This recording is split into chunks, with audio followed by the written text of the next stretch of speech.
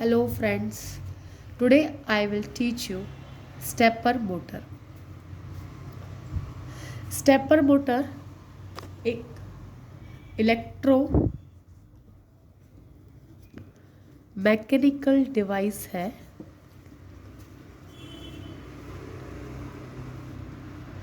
ठीक है। ये इलेक्ट्रिकल एनर्जी को मैकेनिकल एनर्जी में कन्वर्ट करती है। ये ब्रशलेस मोटर है।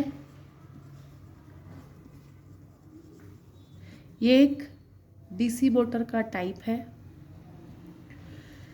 इसको हम स्टेप मोटर या स्टेपिंग मोटर भी कहते हैं। इसका साइज स्मॉल होता है ठीक है। ये कोई भी वर्क अपना जो भी इसको स्पेसिफिक टास्क हम देंगे वो इसको कंप्लीट करती है टाइमली और करेक्टली, या हम बोल सकते हैं कंप्लीट स्पेसिफिक टास्क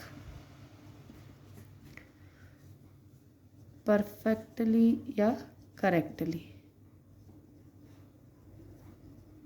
ठीक है। ये इसके वर्क है।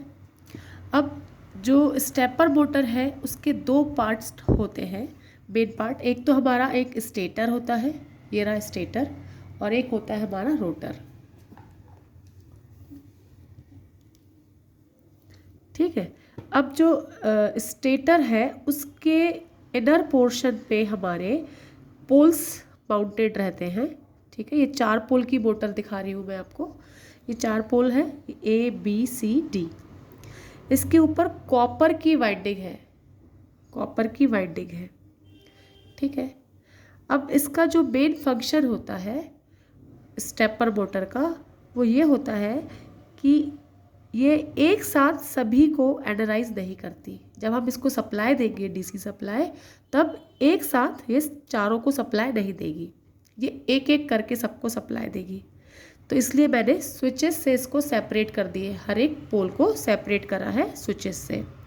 जब मुझे ए पोल को सप्लाई देनी होगी तो मैं इसको क्लोज कर लूँगी, क्लोज यानी ऑन कर लूँगी ठीक है, और बाकी सबको ऑफ रखूँगी। अगर मुझे बी को देनी है तो मैं बी को क्लोज करूँगी और बाकी सबको ओपन रखूँगी। ऐसे ही मैं सी के साथ और डी के साथ करूँगी ठीक है।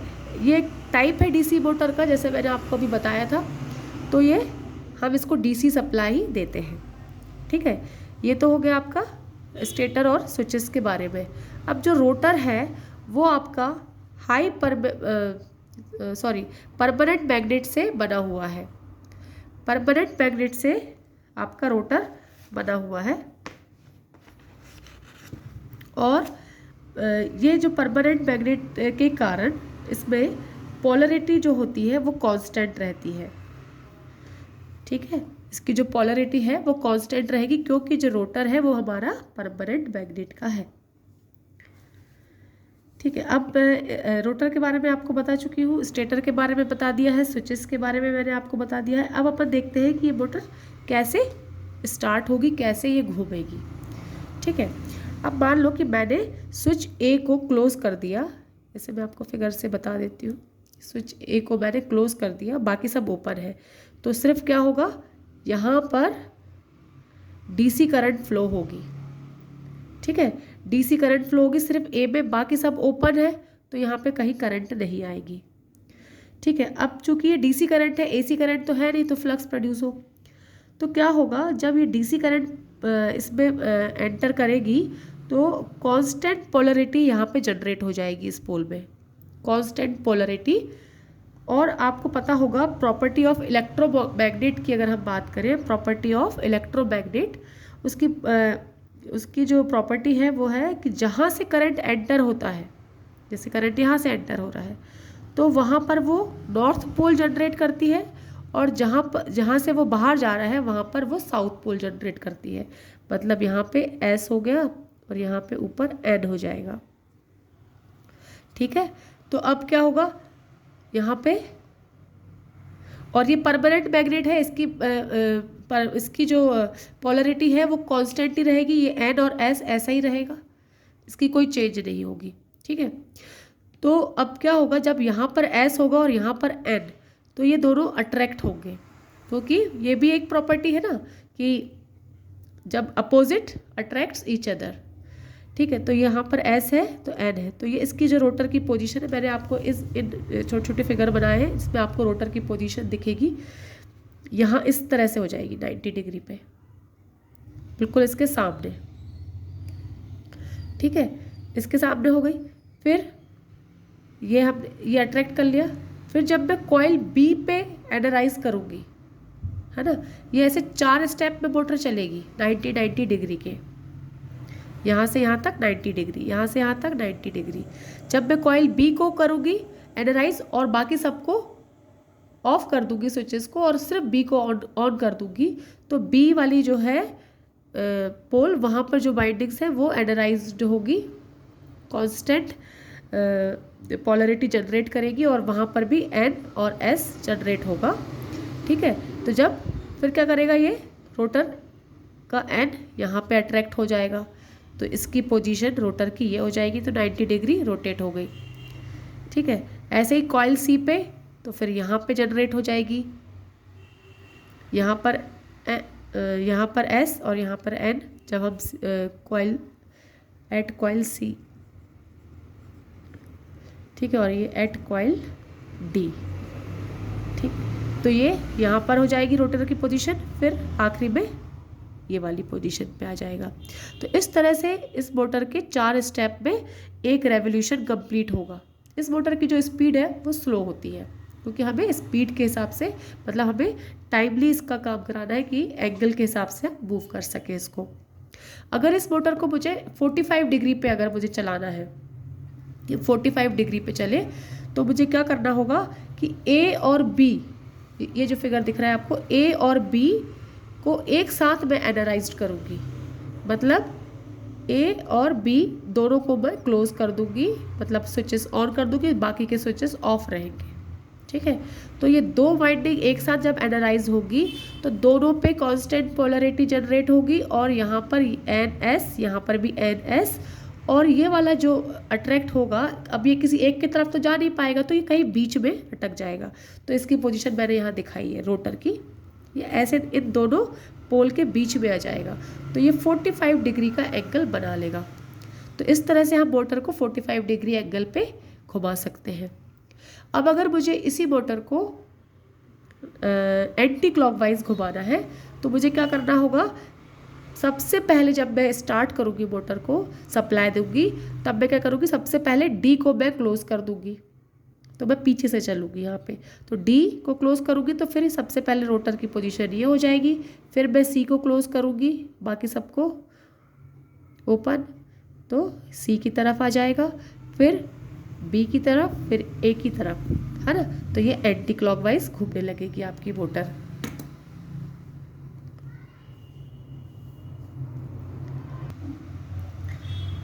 तो ऐसे हमारी पूरी वर्किंग हमने समझी इसकी, कि हम कैसे मोटर को 90 डिग्री पे घुमाएंगे। ये हमारा 90 डिग्री का हो गया है, ये हमारा 45 डिग्री पे घुमाया हमने, और फिर हमने एंटी क्लॉकवाइज कैसे घुमाया, कि पहले हमने D को, फिर C को, फिर B को, फिर एक एक कॉइल हमने उल्टी चालू कर दी। ठीक है, एनराइज करना, और ये हमारी मोटर स्टार्ट हो जाएगी। ठीक है, मतलब हमारी मोटर घूमने लगेगी। अब हमारा इलेक्ट्रिकल टू मैकेनिकल ऐसे हम लोग कन्वर्ट कर रहे हैं। इसके कुछ मेन पॉइंट्स हैं जो आपको याद रखना है, कि इसकी स्पीड जो है वो लो रहेगी, लेकिन इसका जो टॉर्क है वो हाई रहेगा। ठीक है, स्टेपर मोटर यूज कहाँ कहाँ होती है, हार्ड डिस्क ड्राइव में, रोबोटिक्स में सबसे ज़्यादा आजकल इसका यूज़ है। ठीक है, एंटीना, सैटेलाइट्स वगैरह, एंटीना, टेलीस्कोप में भी हम इसको यूज़ कर सकते हैं, एक्स्ट्रा। ठीक है, मतलब जहाँ कहीं भी हमें स्टेप में काम कराना हो, जैसे हमारी वॉशिंग मशीन है, उसमें हम लोग स्टेप में काम करवाते हैं ना, हमने 15 मिनट के लिए चलाना है, 5 मिनट के लिए चलाना है, तो हमारी वॉशिंग मशीन भी स्टेपर मोटर के ऊपर ही वर्क कर रही है। इसको हम कंट्रोल भी कर सकते हैं इस मोटर को, अगर हम मोटर ड्राइवर लगा दें तो इसके हमने जो इसमें वोल्टेज और करंट हम प्रोवाइड कर रहे हैं वो हम एक रिक्वायर्ड अमाउंट में प्रोवाइड कर सकते हैं। तो मैं यहाँ पे एक पॉइंट और लिख देती हूँ, motor driver is used in stepper motor that provide voltage and current in required amount। ठीक है, मतलब हम इससे एक रिक्वायर्ड अमाउंट में वोल्टेज और करंट ले सकते हैं। ठीक है, तो ये मैंने आपको समझा दिया है। एक बार मैं आपको शॉर्ट में बताना चाहूँगी कि हमने मोटर स्टेटर लिया है, एक रोटर लिया है। स्टेटर हमारा हाई परमेबल मटेरियल का होता है और इसके जो पोल्स हैं उस पर वाइंडिंग्स होती हैं, और जो स्टेपर मोटर का मेन फंक्शन है वो सबको एक साथ एनर्जी नहीं दे सकता है, वो नहीं देता है, वो एक बार में एक कॉइल को ही एनराइज करता है। तो हम एक एक कॉइल को एनराइज करते हैं और रोटर की पोजीशन 90 डिग्री पर और 45 डिग्री एंटी क्लॉकवाइज चलाना हो तो कैसे चलाना है, उल्टा चलाना है हमको, पहले डी सी फिर बी फिर ए।